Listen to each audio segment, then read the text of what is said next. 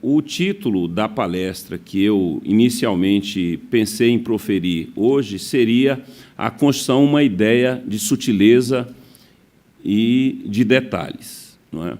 Muito se atribui de todos os nossos dissabores históricos à nossa Constituição de 1988.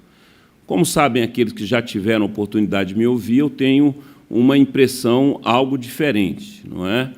Eu acho que nós atribuímos ao texto constitucional, à Constituição de 1988, muito dos percalços, das dificuldades que são intrínsecos da nossa realidade histórica, da nossa realidade social, da nossa realidade cultural. Então, nós transferimos a uma Constituição, ao meu sentir, no seu geral, bastante adequada a um país como o nosso, a nossa realidade, problemas que nascem na realidade política, na realidade econômica, na realidade social em que ela se realiza. O professor Canutilho, na sua obra bastante conhecida, A Constituição Dirigente, por mais de uma vez, repete uma frase que eu acho que os brasileiros deveriam, sinceramente, tomar em consideração. Ele diz: a Constituição não cria o paraíso pelo simples fato de existir. Não é? A Constituição ela tem condições, pressupostos de realização. Muitas vezes, se isso não se concretiza e não se realiza, talvez o lugar das dificuldades não esteja no texto, e sim em outro lugar. Então, eu quero crer que, muitas vezes, como uma medida de desculpa, não é? Nós transferimos a um texto aquilo que dificilmente lhe poderia ser atribuído. Mas eu dizia aos senhores que a Constituição de 1988 é uma Constituição, uma ideia de sutileza. E eu tenho pensado muito sobre as dificuldades que nós temos enfrentado, senhores. E eu não pensei que chegaria aos 30 anos da Constituição vivenciando esse momento tão difícil que parece confrontar o nosso texto constitucional. O professor Rui sabe disso. No início do surgimento da Constituição de 1988, éramos jovens estudantes de pós-graduação e professores de direito constitucional. Nós rodávamos o país nos 5, 10 primeiros anos, lutando pela incrementação, pela realização do texto constitucional. A Constituição, as pessoas esquecem disso, na parte que mais toca ao povo sofrido, ela encontrou grande resistência. Resistência teórica, resistência prática, vinha de longe, mas existia aqui também.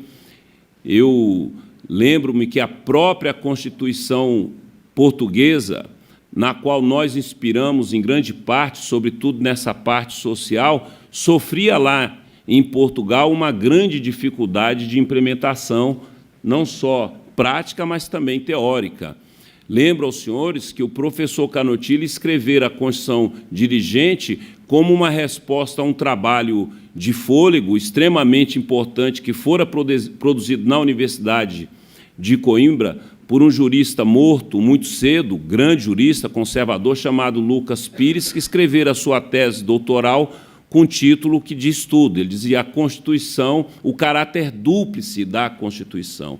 Ele dizia que a Constituição portuguesa ela teria um caráter dúplice, só seria auto-aplicável os direitos clássicos, as chamadas garantias e liberdades liberais, e os direitos sociais, de segunda e terceira geração, deveriam encontrar concretização apenas a partir da atuação do legislador e do Poder Executivo, porque seriam meramente normas programáticas. Essa tese foi reproduzida no Brasil por ninguém menos que o grande constitucionalista da época, Manuel Gonçalves Ferreira Filho, e a resposta do professor foi nesse magnífico livro, sob qualquer consideração, que é o Constituição Dirigente, demonstrando que não há duas Constituições, há uma Constituição e todas as normas constitucionais têm eficácia, têm efetividade e merecem obediência, e ele buscava uma vinculação positiva do atuar do Poder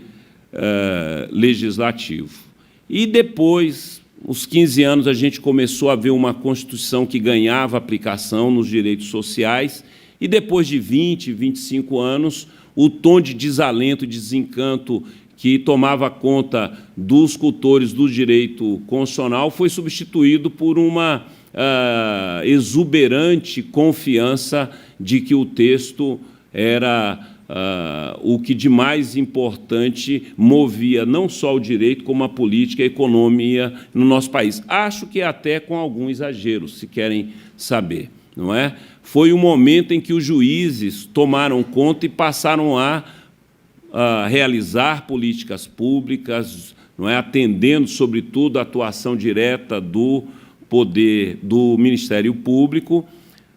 Muitos saudavam essa realização, mas eu, do meu ponto de vista, e cada vez mais confiante, eu dizia que nós não podíamos nos substituir ao espaço da política, ao espaço do cidadão, mas isso era muito incompreendido, porque nas faculdades de Direito havia uma verdadeira, um júbilo verdadeiro com essa possibilidade de a esfera jurídica tomar conta das outras esferas, dos outros subsistemas. Acho que um pouco de tudo que nós vivenciamos hoje como dificuldade é resultado dessa, não só disso, naturalmente, mas dessa exuberância, dessa hipertrofia daquilo que o professor Canotilho chama de um certo totalitarismo constitucional. Não é o direito constitucional querendo tomar conta e realizar tudo. Isso coloca o Supremo no centro das realizações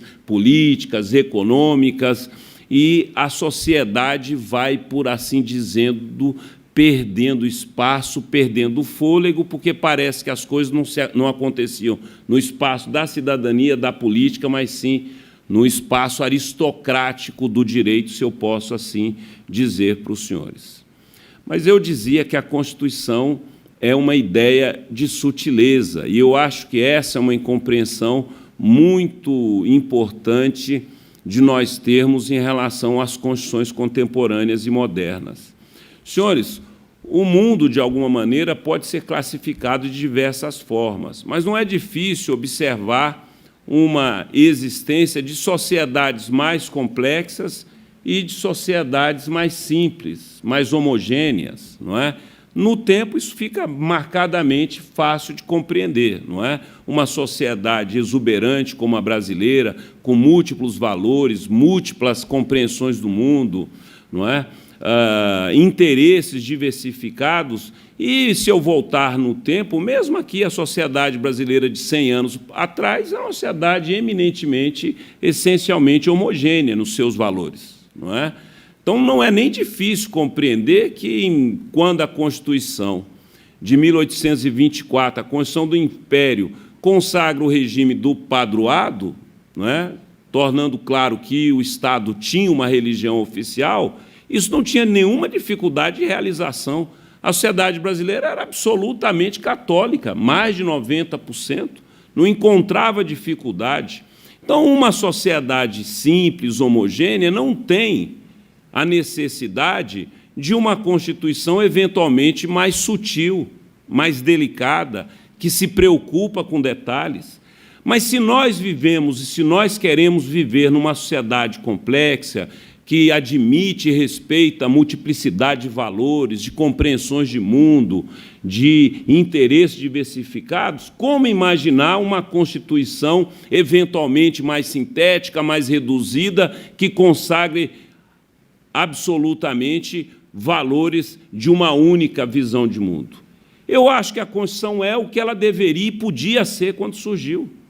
Dificilmente nós poderíamos imaginar que hoje uma Constituição que viesse ao mundo, mesmo, por exemplo, no exemplo sempre confrontado com a Constituição de 88, que é a dos Estados Unidos, ora, se os Estados Unidos tivessem que realizar uma nova Constituição hoje, será que ele realizaria a mesma Constituição?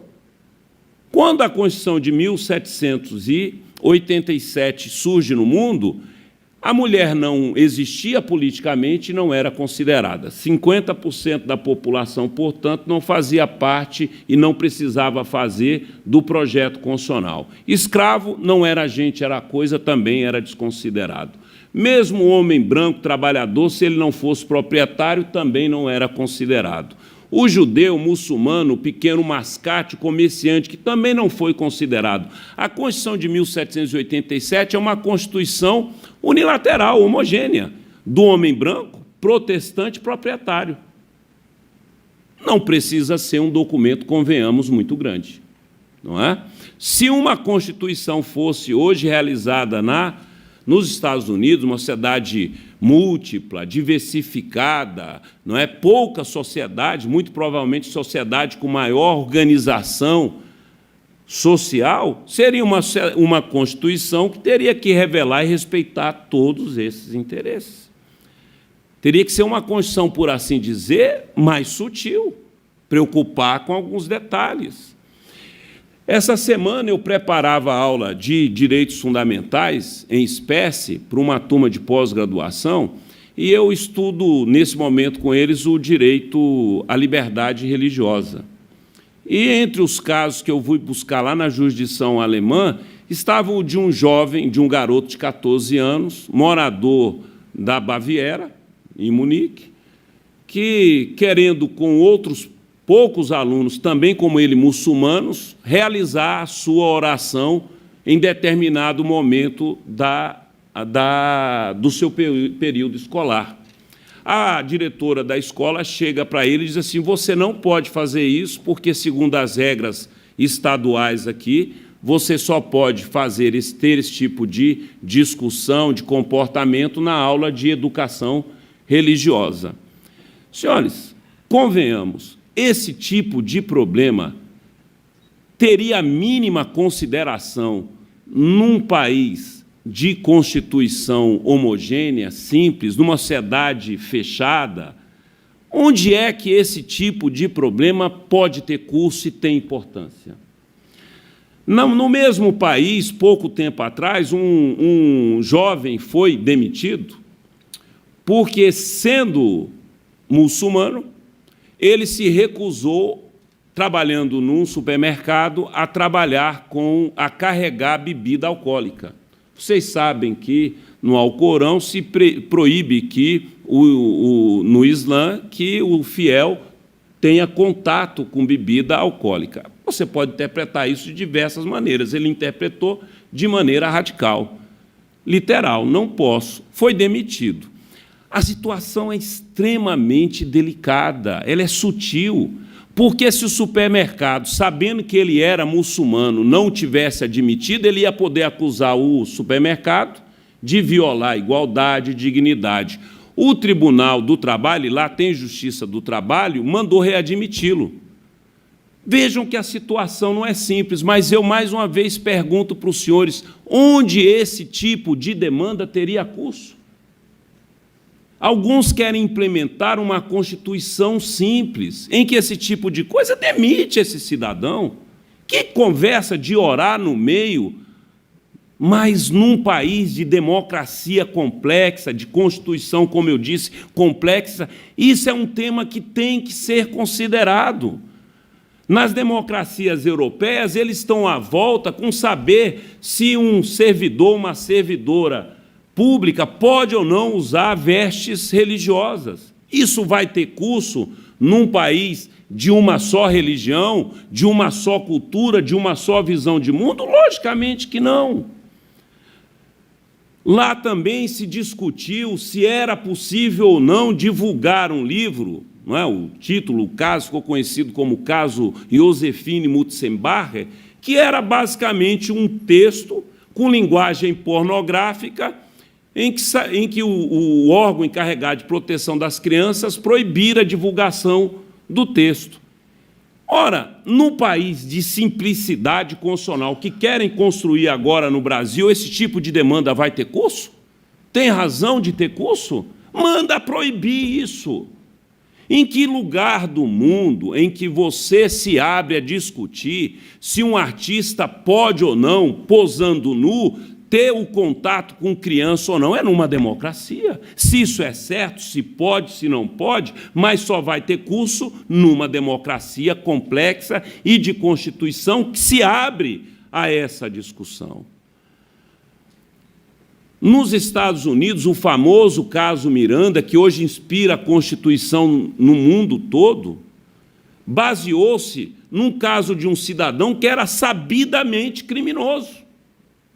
Mas, por não respeitarem-se os seus direitos, de permanecer calado, de não fazer prova contra si, de ter um advogado, teve o julgamento colocado a seu favor.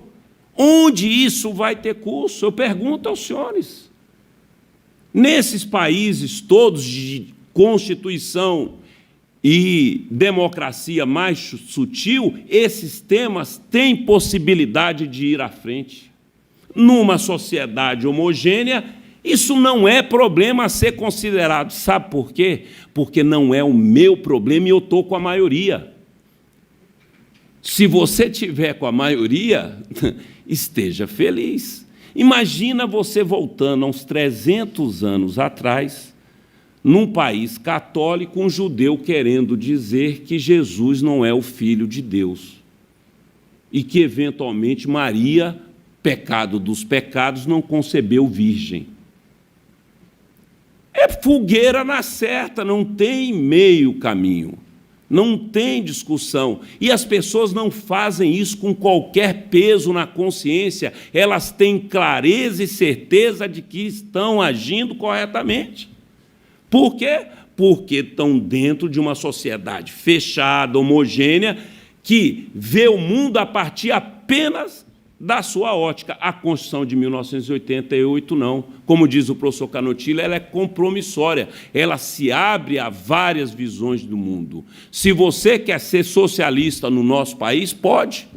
Se você quer ser liberal no Brasil, pode também. Se você quer ser heterossexual no Brasil, pode. Quer ser homossexual, não tem nenhum problema. É uma Constituição inclusiva. Se preocupa com detalhe, porque o detalhe é o que é do outro. Isso é sem importância. Essa importância é para você, porque o seu está garantido. Não é isso?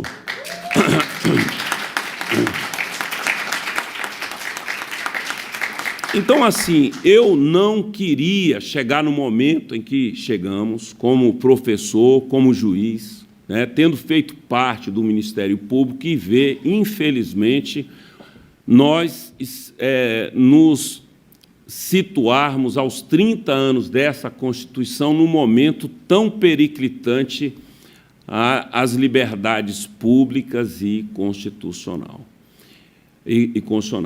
Evidentemente que o professor Eurides tem razão, o Judiciário e o Ministério Público têm muita responsabilidade com tudo que está acontecendo, muita responsabilidade.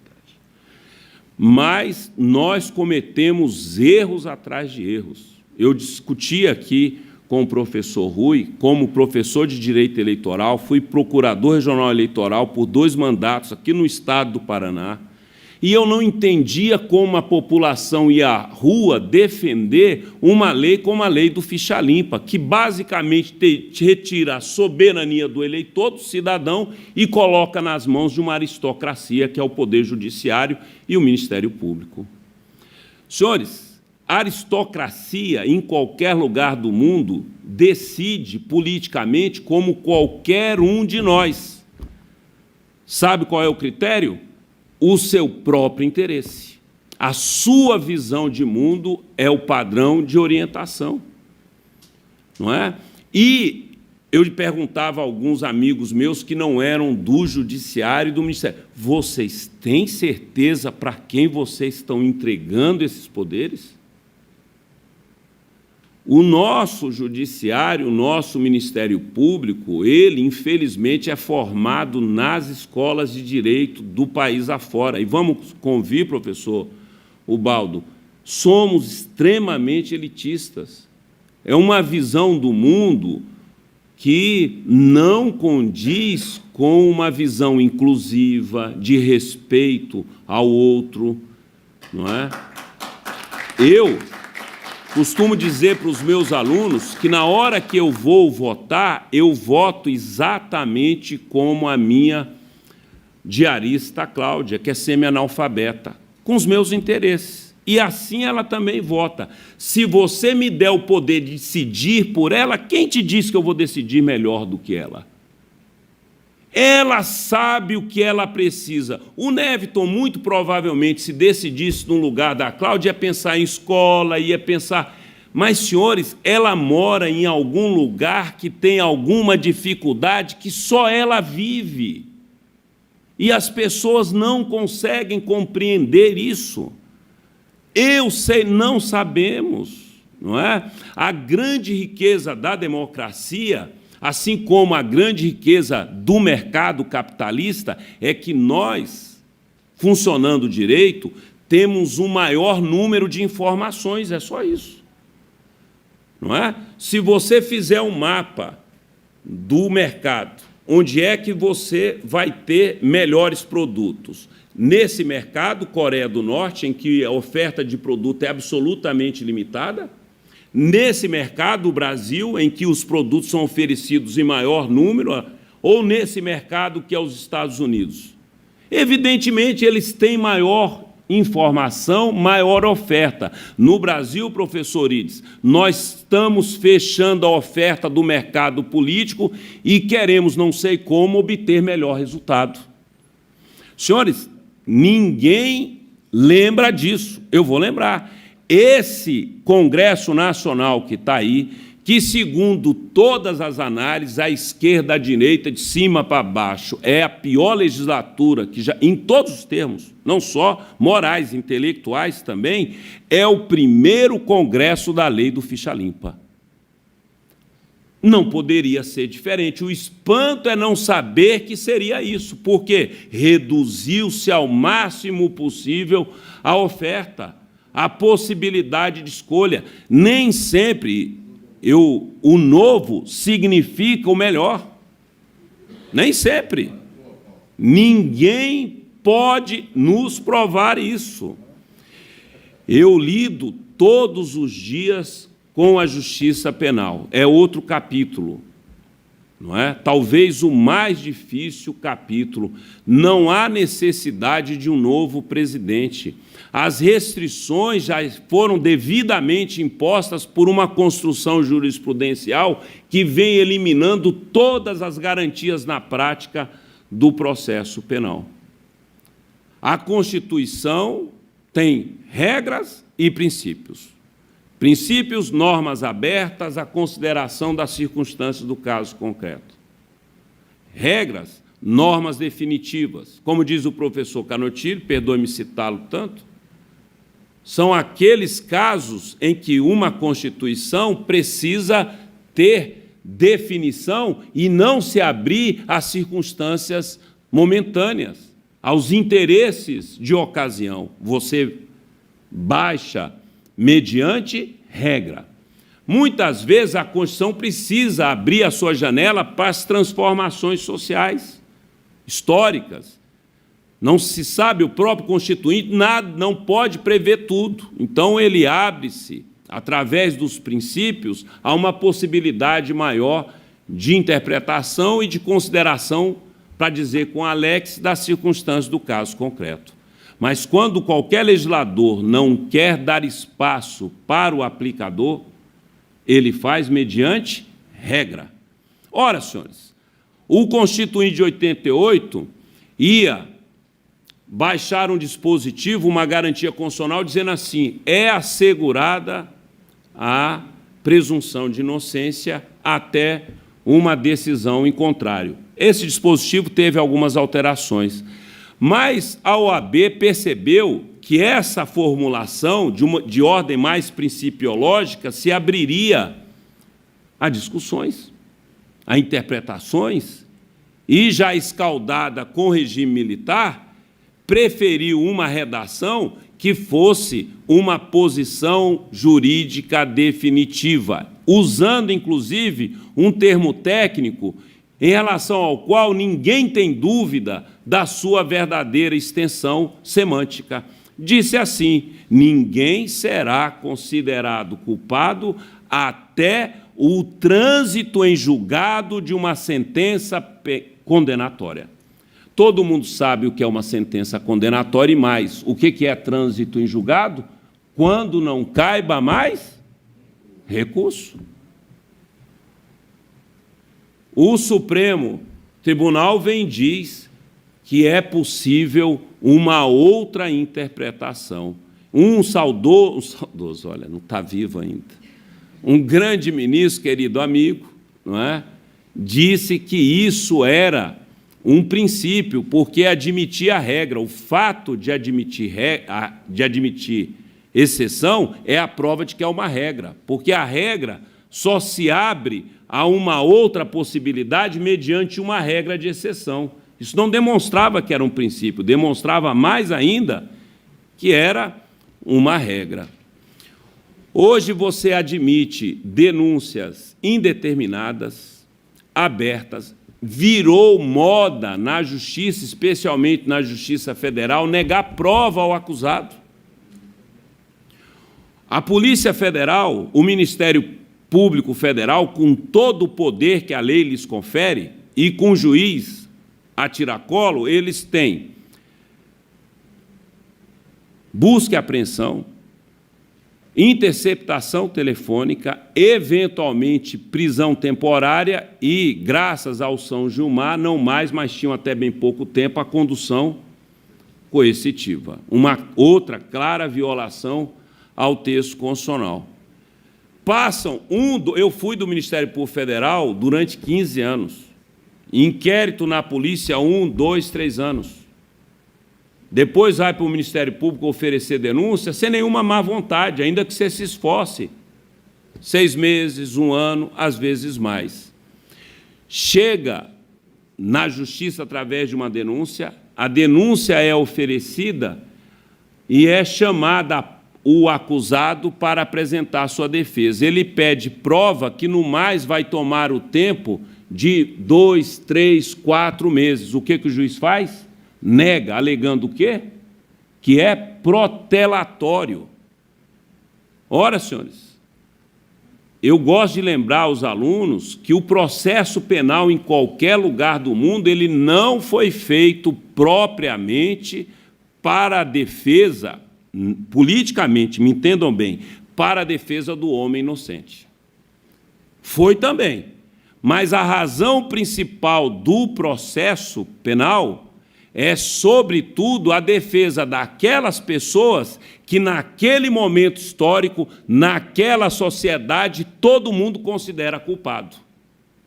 Aquele que nem a família, se pudesse, defenderia. Esse cidadão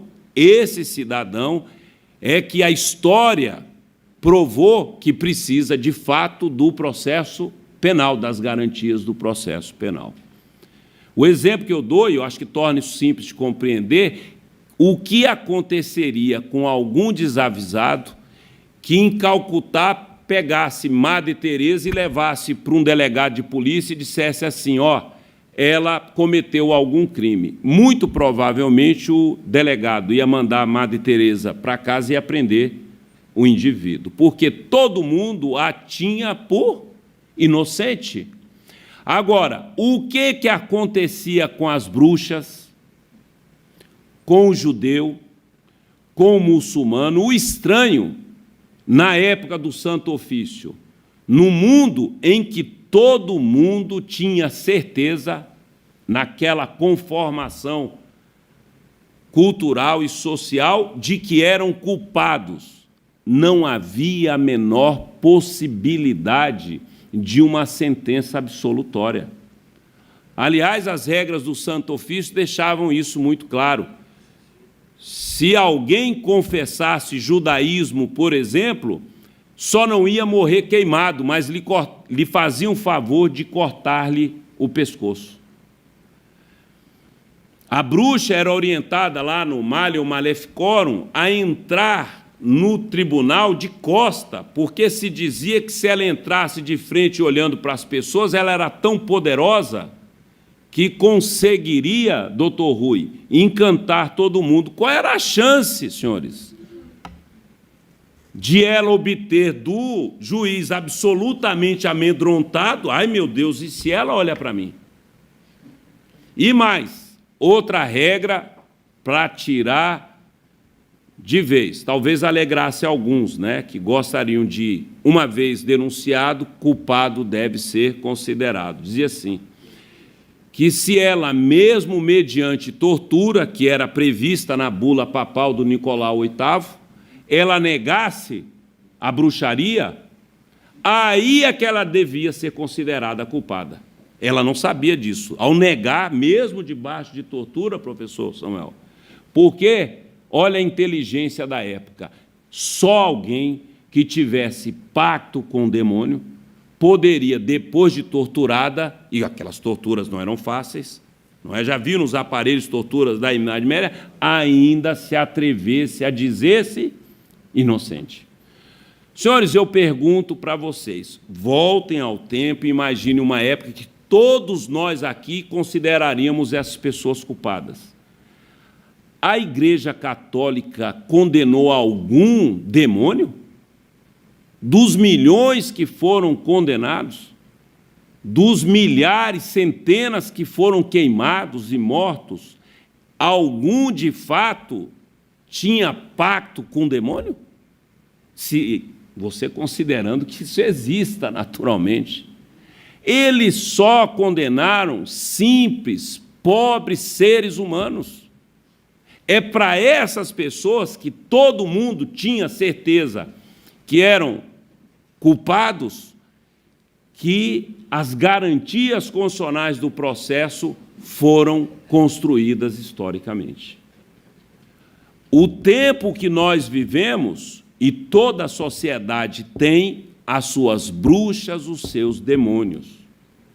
O momento que nós vivemos, esses demônios são os políticos, especialmente, desculpe dizer isso, porque eu sei que a avalanche da mídia é de tal grandeza que nós não conseguimos escapar. Não, professor, concordo com o senhor, as bruxas eram inocentes, mas os políticos, nós sabemos todos que são culpados.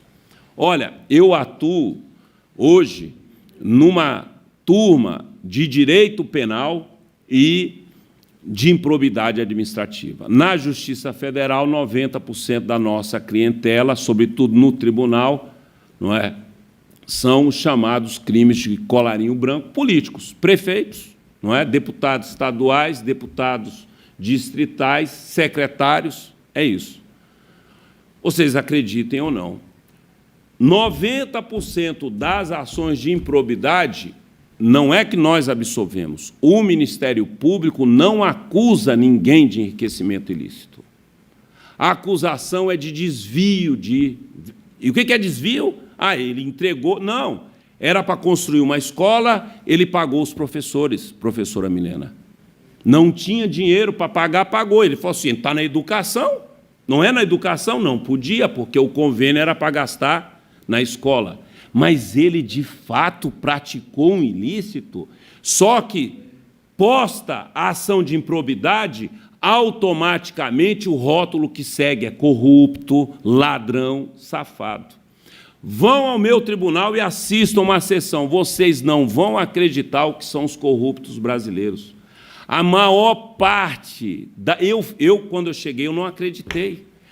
Vocês vão passar a tarde lá e vão ver uma sequência grande de prefeitos sem advogado, porque não tem dinheiro para pagar.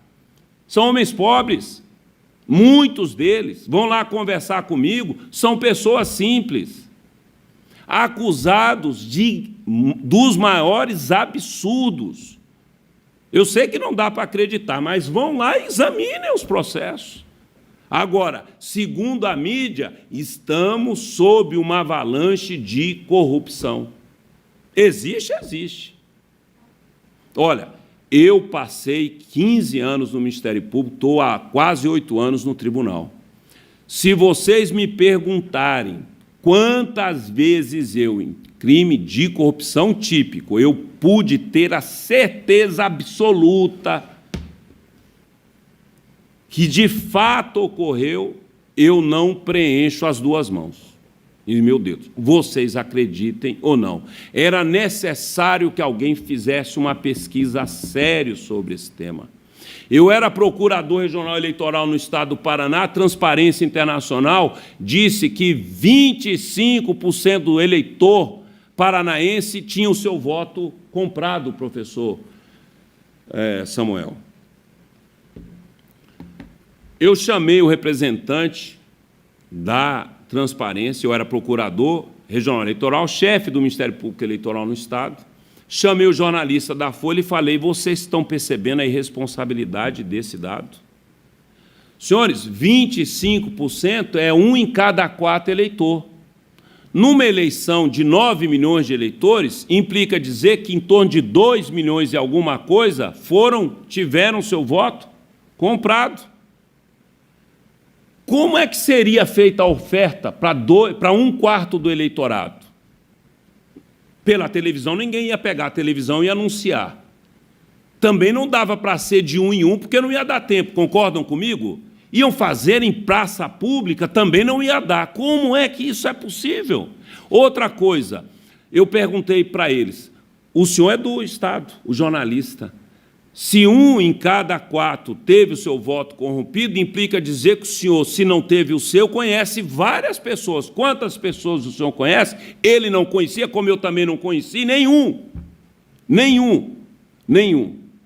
Que é o que acontece na maior parte dos casos. E o que se divulga é que a corrupção eleitoral, assim, ó, eu, durante os meus 4 anos de procurador regional eleitoral, 90 casos de aliciamento criminoso de voto, do professor Rui.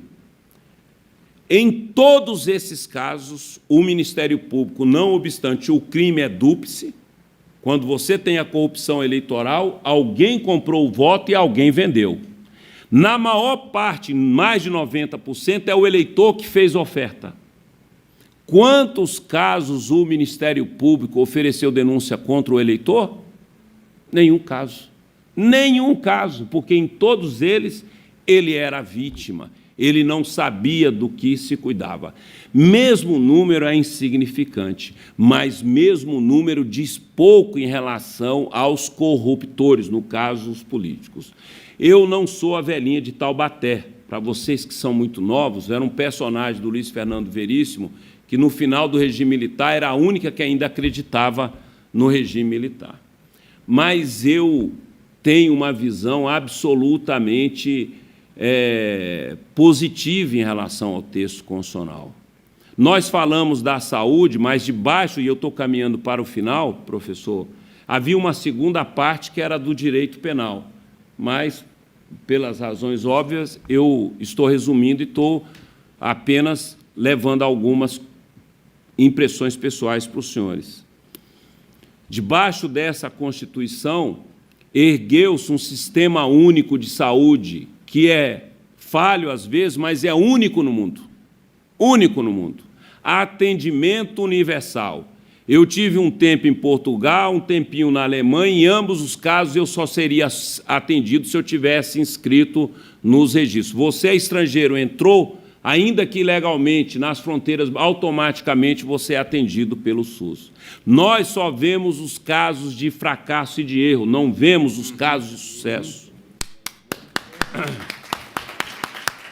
Eu fiz o curso secundário, eu venho de uma família muito pobre, na periferia de Brasília, eu fiz o curso primário, pude fazer o curso secundário universidade em escola paga, porque eu já estava trabalhando. Mas fiz até a 7ª série na escola pública do Distrito Federal. Excepcional escola. É um crime dizer o que dizem hoje contra as professoras desse país, contra os professores, que com grande dificuldade realizam as suas funções. Concentramos-nos, senhores, no fracasso e não conseguimos observar as vitórias. Essa Constituição, apesar dos pesares, da desconsideração, do desrespeito de políticos, de judiciário, de poderosos, ela sobreviveu a 2 impeachments, sem necessidade, como foi lembrado aqui, de intervenção militar. Ela levou o país, pacificou o país, tá certo? Trouxe igualdade, trouxe para a sua arena de inclusão o negro, o pobre, as pessoas que têm opção de vida em todos os setores de forma diferente. O Brasil, nesse particular, se insere entre as nações mais democráticas do mundo. Eu espero que continue assim. É só isso. Muito obrigado.